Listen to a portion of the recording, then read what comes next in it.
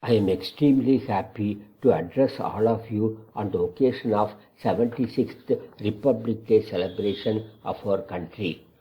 Now that there are many full-time research scholars in our campus, it is very appropriate to talk about some of the great achievers so that our students can draw inspiration from them.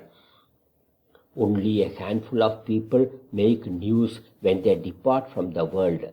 It is because of their extraordinary contributions to society when they were alive. We mourn the sad demise of Srimati Chandra Seduraman, a dharmic and karmic yogi who was the trustee of Shastra Deemed University. In the passing of S.M. Krishna, the nation has lost a stalwart politician who shaped and elevated the Garden City to an international level. Former Prime Minister Dr. Manmohan Singh rose from humble beginnings to a glittering resume replete with degrees from the world's best universities, positions of the highest office, global fame and repute, and feted with every coveted award. At a time when the pursuit of power has supplanted all decency and decorum in public life, when showmanship trumps workmanship, one wonders if the era of politics of sincerity, humility, integrity, and service will also end with Dr. Manmohan Singh's passing. A doyen of nuclear program and a recipient of Padma Vibhushan, Dr. Chidambaram's unparalleled contributions to India's scientific capabilities and his visionary leadership in science and technology will forever be remembered. The first big news from Indian Space Research Organization in the new year is the appointment of V. Narayanan as its chairman. Hailing from a humble background at a village in Kanyakumari district, he attended a nearby Tamil medium school. Teachers announced Neil Armstrong's successful 1969 moon landing is part of his childhood memories. As the new chairman, Dr. Narayanan faces the task of steering the space agency through challenging times. Mr. Gukesh has brought name and fame to our country by becoming world chess champion.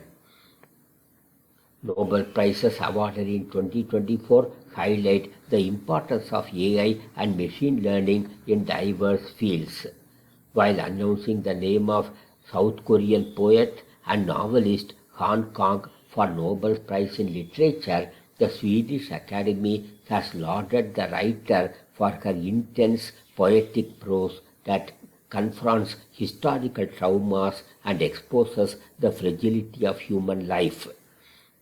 With the human condition as her muse, specifically the question why and how humanity encompasses unspeakable depravity as well as indisputable acts of dignity and kindness. Hong Kong has experimented with form and style to tell her stories. The Nobel Prize in Chemistry has been awarded for succeeding in the seemingly impossible feat of building new proteins and for solving the half-a-century-old problem of predicting proteins' complex structures using an AI model. Economics Nobel Prize highlights what really matters at the end of the day for the long-term economic success of any country.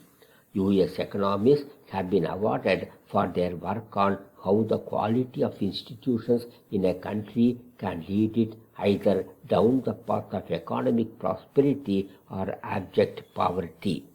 The ubiquity of AI owes much to the robust theoretical foundations laid by this year's physics laureates John J. Hopfield and Geoffrey E. Hinton, drawing on mathematical, physical, and biological insights that few could have imagined would pave the way for AI. The brutal murder of an independent young journalist has highlighted the threats to life and the precarious nature of journalism. He was murdered by a contractor who was enraged by the journalist reports questioning the quality of a road. The erosion of press freedom jeopardizes the public's right to know, weakening democratic institutions and leaving citizens vulnerable to unchecked corruption and injustices. The story of Indian workers allegedly deceived into working under inhumane conditions highlights the persistent issue of labor exploitation faced by millions of Indians abroad.